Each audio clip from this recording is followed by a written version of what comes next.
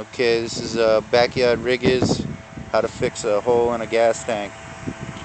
You clean out the inside really good with nuts and bolts and soap and water and some kind of rust remover.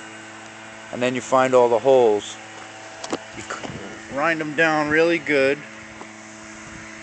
And then you take out some brazing flux, a turbo torch. Yeah, that's acid. You don't want that on your fingers, by the way. Oh, I love it. And I'm using 15% silver brazing rod. So here we go.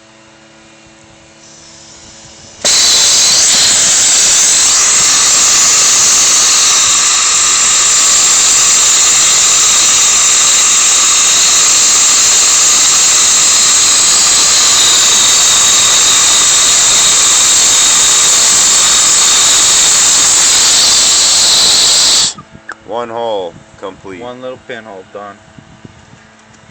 Which, You like that, huh? yeah, we're doing it from a camera phone, so we're all set.